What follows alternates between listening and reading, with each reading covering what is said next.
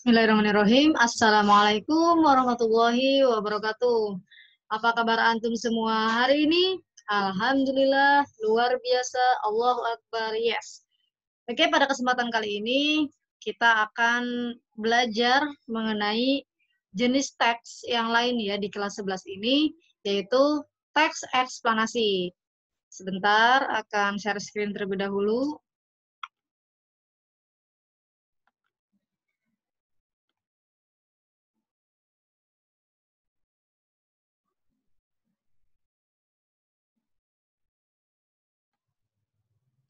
Nah, jenis teks yang akan dibahas sekarang setelah kemarin kalian belajar mengenai teks prosedur, yaitu teks eksplanasi. Nah, ada yang tahu apa itu teks eksplanasi? Oke, langsung saja Ibu akan jelaskan. Apa itu sih teks eksplanasi ya? Apakah teks eksplanasi itu beda dengan teks eksposisi, teks narasi, kemudian teks prosedur, dan sebagainya ya? Ketika kalian kelas 10, kalian sudah membahas beberapa jenis teks, diantaranya dari mulai teks laporan hasil observasi atau dikenal dengan teks LHO, kemudian teks eksposisi, teks anekdot, teks narasi, dan sebagainya. Dan kemarin di kelas 11 kalian belajar mengenai teks prosedur. Nah, kali ini kita akan belajar mengenai teks eksplanasi. Apa itu teks eksplanasi? Oke, teks eksplanasi itu merupakan teks yang menjelaskan sebab akibat suatu fenomena. Nah, ya, fenomena itu bisa fenomena sosial, fenomena budaya, fenomena alam, dan sebagainya. Nah, teks eksplanasi ini berisi fakta yang dapat menjawab pertanyaan tentang bagaimana dan mengapa suatu fenomena itu terjadi. Nah, jadi di dalam teks eksplanasi itu tidak ada yang isinya itu opini ya. Isinya itu hanya fakta. Fakta itu sebuah kebenaran yang memang tidak terbantahkan, yang memang ada rujukannya gitu. Misalnya eh, misalnya Farhan siswa kelas 11-2 itu fakta. Nah, berbeda halnya ketika memang Farhan anak yang cerdas, yaitu bisa jadi opini ya.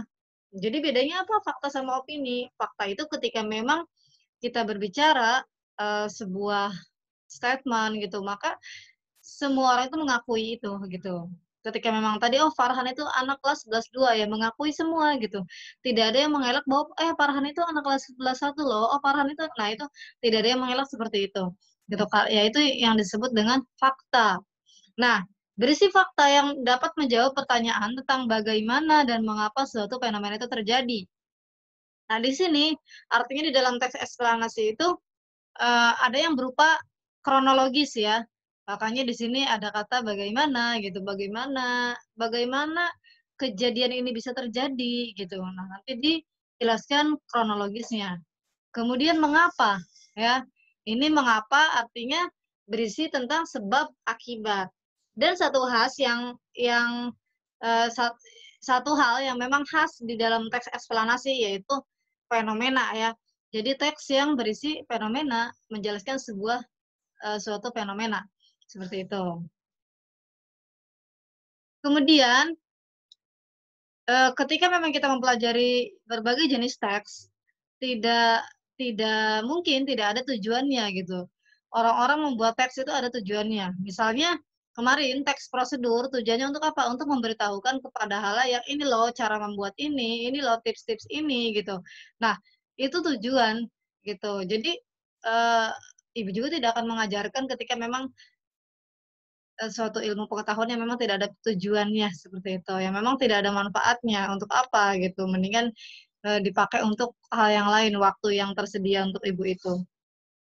Nah, oke, tujuan dari teks eksplanasi yaitu menambah pengetahuan pembaca terkait proses dan sebab terjadinya fenomena. Nah, di sini artinya apa?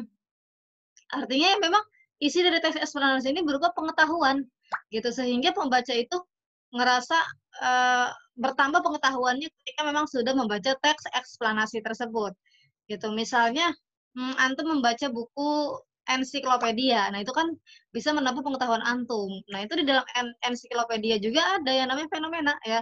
Nah, itu masuknya berarti ke teks eksplanasi.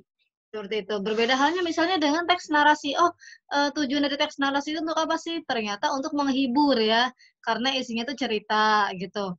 Oh, tujuan dari teks prosedur itu untuk apa? Untuk memberitahu kepada orang-orang ini loh cara membuat ini gitu. Oh, tujuan dari teks anekdot itu untuk apa? Oh, untuk menghibur gitu, karena anekdot itu memang bagian dari narasi, yang memang kalau narasi secara umumnya kan, ada sebuah konflik yang memang kadang, membuat pembaca itu dikoyak-koyak gitu hatinya tuh. Tapi kalau teks anekdot itu ya memang isinya didesain untuk, lucu gitu loh ya, melucu, seperti itu. Nah, begitu pun dengan teks eksposisi. Oh, teks eksposisi gunanya untuk apa gitu, itu ada ya tujuannya. Nah, jadi semua jenis teks itu memiliki yang namanya tujuan. Nah, tujuan dari teks eksplanasi ini tadi apa? Menambah pengetahuan pembaca terkait proses dan sebab terjadinya fenomena. Ya, ketika memang nanti kalian membuat teks eksplanasi, ya artinya kalian harus bisa dipertanggungjawabkan dan itu, di dalam teks eksplanasi itu tujuannya memang tidak untuk mempengaruhi pembaca. Kalau eksposisi kan mempengaruhi pembaca ya. Misalnya tentang apa teks eksposisi? Tentang, sebuah berita dukungan terhadap A. Nah, itu bisa jadi mempengaruhi si pembaca ketika memang sudah membaca teks eksposisi tersebut. Nah, kalau eksplanasi tidak butuh dukungan dari pembaca ya, itu tidak butuh pembaca itu yakin ya, tetapi di dalam teks eksplanasi itu secara otomatis pasti pembacanya itu yakin karena memang berupa pengetahuan yang tidak terbantahkan. Seperti itu. Jelas ya? Kemudian, yang namanya jenis teks itu ada yang namanya struktur ya, pasti ada yang namanya struktur gitu. Apa saja struktur dalam teks eksplanasi? Yang pertama itu ada pernyataan umum. Nah, pernyataan umum ini seperti halnya kemarin di teks prosedur ya, kalau di teks prosedur kemarin pernyataan umumnya itu, basa-basi ya, basa-basi, definisi, seperti itu. Nah, kalau di teks eksplanasi di sini pernyataan umumnya bagian yang menjelaskan mengenai latar belakang dan tinjauan topik yang dapat berupa definisi, klasifikasi, sejarah, dan asal-usul. Misalnya, teks eksplanasinya itu tentang banjir ya, gitu. Nah, di sini apa definisi dari banjir? Klasifikasinya apa? Oh, banjir itu terdiri dari 2, misalnya ada banjir apa dan banjir apa. Sejarahnya seperti apa kalau ada, kemudian asal-usulnya seperti apa. Nah, itu adanya di pernyataan umum, gitu. Kalau kemarin teks prosedur misalnya, tentang seblak ya, seblak adalah makanan khas dari Jawa Barat. Gitu. Nah, kalau misalnya teks prosedur itu ya cukup basa-basinya tidak tidak apa ya, tidak berupa fakta ya, gitu. Ya berupa fakta sih, maksudnya, tidak suatu hal yang memang tidak terbantahkan gitu. Nah, kalau di sini, di teks eksplanasi, ya ini harus benar definisi banjir secara KBBI seperti apa, kemudian klasifikasinya, antum nggak bisa membuat, jenis banjir sendiri gitu, misalnya ada banjir bandang dan banjir yang lainnya. Nah, kalau misalnya memang tidak ada di di hal yang umumnya gitu ya, antum tidak bisa menambahkan, jenis banjir yang lain gitu. Nah, sejarahnya seperti apa. Kemudian, struktur yang lain yaitu deret penjelas. Nah, deret penjelas ini isinya apa? Isinya rincian proses atau sebab terjadinya suatu fenomena yang juga mencakup akibat dan dampak yang ditimbulkan. Nah, di sini justru di sinilah ciri khas dari teks eksplanasi ya, adanya deret penjelas. Deret penjelas itu isinya tentang sebab dan akibatnya. Gitu. Atau ya sebab dan akibatnya atau kronologinya. Nah, inilah ciri khas dari teks eksplanasi gitu. Jadi ciri khas itu fenomena, kemudian sebab dan akibat gitu, dan kronologis, seperti itu. Nah, berbeda dengan jenis teks yang lainnya, tidak ada yang namanya sebab akibat. Kemudian, struktur yang ketiga adanya interpretasi.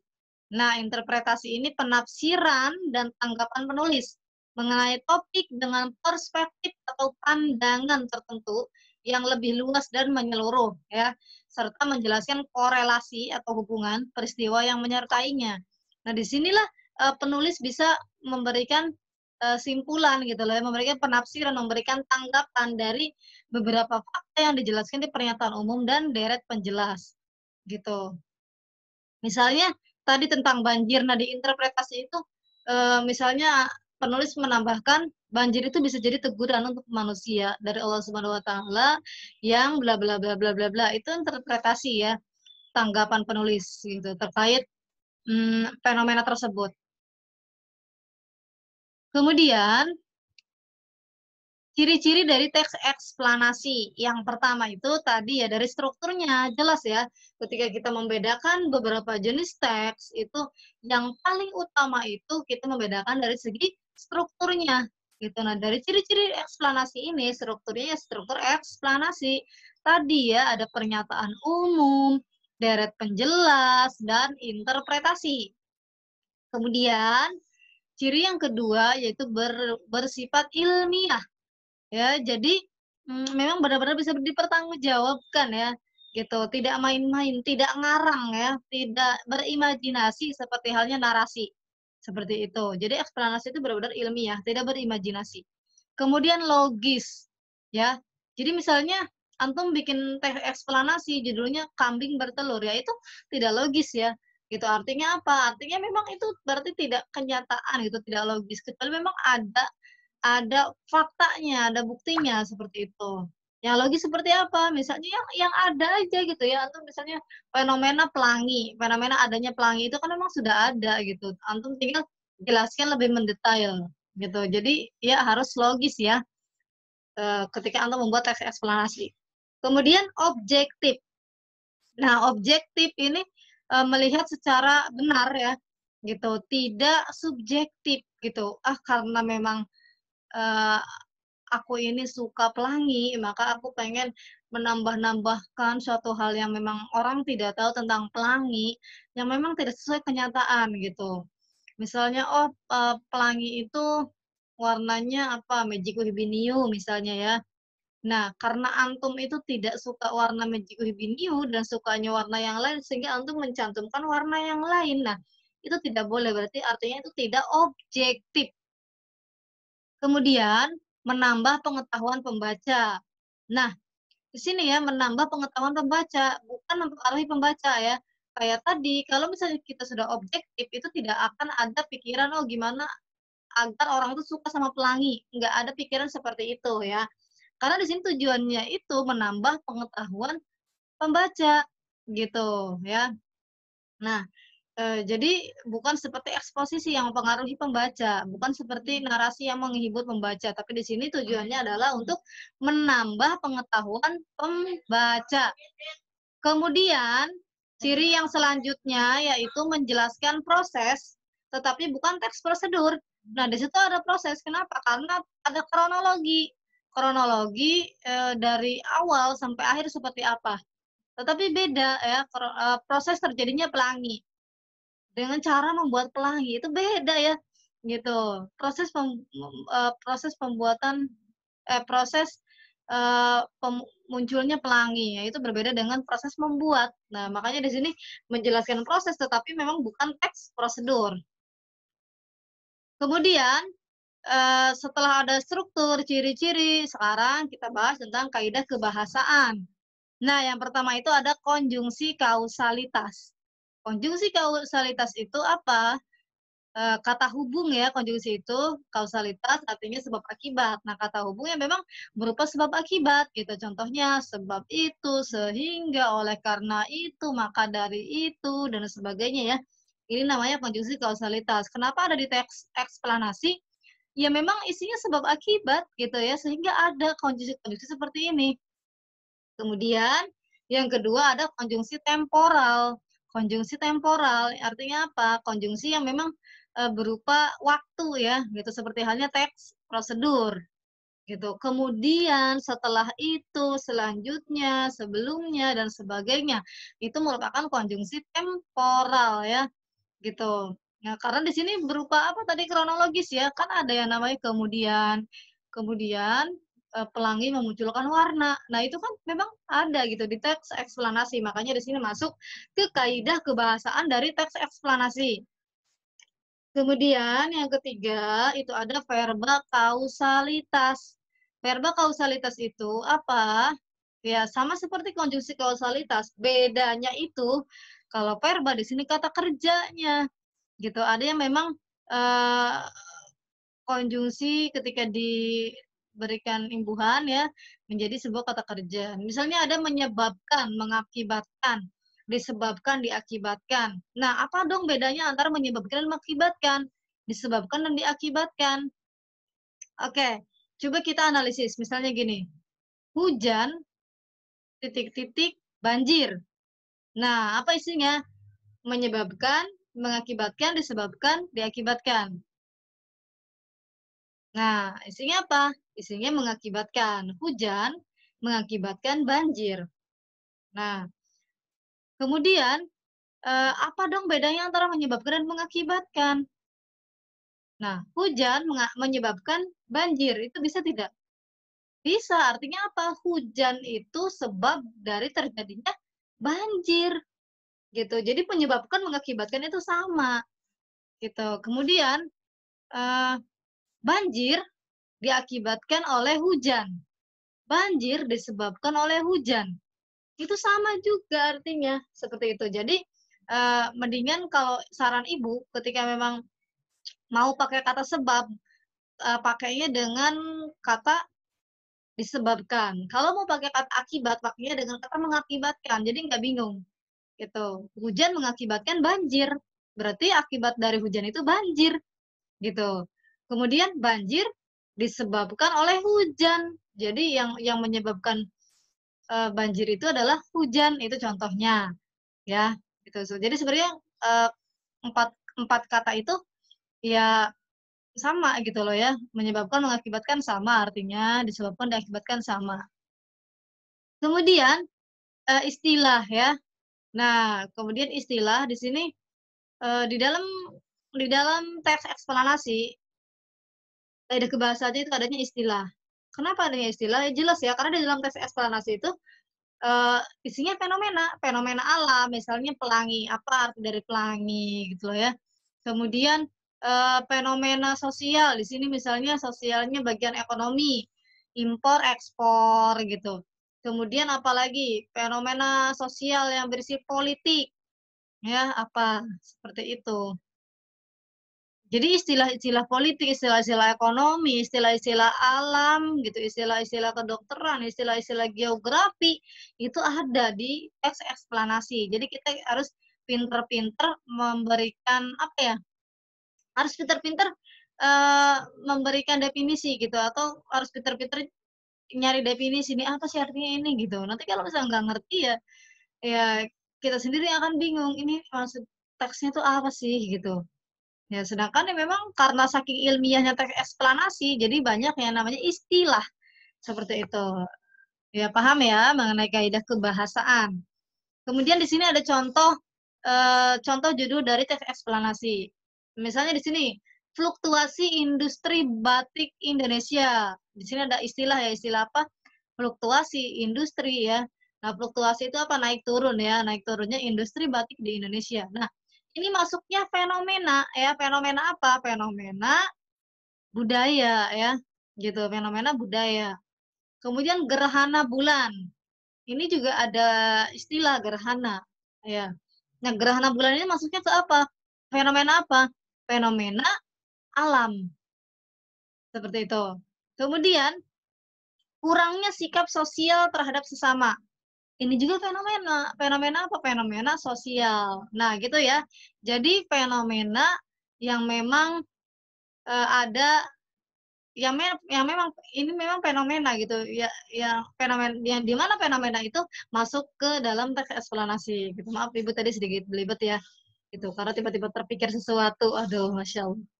Nah gitu ya, jadi, nanti antum coba cari-cari judul teks eksplanasi atau antum cari-cari bukan cari-cari judul teks eksplanasi ya, antum cari-cari judul fenomena, nanti antum kelompokkan, oh ini fenomena apa? Oh fenomena sosial, oh ini fenomena budaya, oh ini fenomena alam. Nanti antum cari ya. Kemudian, ini contoh dari teks eksplanasi. Nah, sebentar ini tertutup. Hmm. Nah, petir. Nah, ini judulnya petir. Ini berarti fenomena apa? Fenomena apa? Fenomena alam ya. Nah, petir, kilat, atau halilintar adalah gejala alam yang biasanya muncul pada musim hujan saat langit memunculkan kilatan cahaya sesaat yang menyilaukan. Nah, ini jelas ya, di dalam teks eksplanasi di sini lengkap strukturnya dari pernyataan umum, deret penjelas, dan interpretasi penulis. Nah, di sini pernyataan umumnya yang mana? Yang pertama ya, petir, kilat, atau halilintar adalah. Nah, pernyataan umum ini ciri-cirinya apa? Adanya definisi, adanya klasifikasi. Nah, seperti itu. Kemudian di sini ada deret penjelas, isinya apa? Kronologis atau sebab akibat. Nah, di sini ada petir terjadi karena ada perbedaan potensial antara awan dan bumi atau dengan awan lainnya. Nah, ini menjelaskan sebab akibatnya, menjelaskan kronologisnya. Seperti itu. Nah, kemudian kita cari interpretasi penulisnya yang mana? Yang memang tanggapan dari penulis. Nah, petir lebih sering terjadi pada musim hujan. Karena pada keadaan tersebut udara mengandung kadar air yang lebih tinggi sehingga daya isolasinya turun dan arus lebih mudah mengalir. Nah, di sini sebenarnya interpretasinya masih bisa masuk ke sebab akibat ya, karena di sini ada kata karena ya, petir lebih sering terjadi pada musim hujan. Tapi ini namanya interpretasi itu informasi tambahan ya, gitu. Sebenarnya kan di sini menjelaskan tentang petir, gimana sih proses terjadinya petir ya, seperti itu. Tapi di sini menjelaskan juga, informasi tambahan bahwa petir itu memang sering terjadi pada musim hujan. Oke, seperti itu ya. Eee penjelasan tentang teks eksplanasi. Semoga bermanfaat untuk antum. Mohon maaf atas segala kekurangan dalam penjelasan materi ini. Terima kasih banyak atas antusias kalian sudah menyimak materi ini. Semoga Allah mudahkan, Allah kuatkan perjalanan kalian dalam menuntut ilmu ya. Dan semoga ilmu yang kalian dapatkan itu bisa bermanfaat untuk kalian di masa yang akan datang ya, di masa sekarang gitu, dan kalian juga bisa membagikannya ke umat, seperti itu. Oke, terima kasih banyak. Wassalamualaikum warahmatullahi wabarakatuh.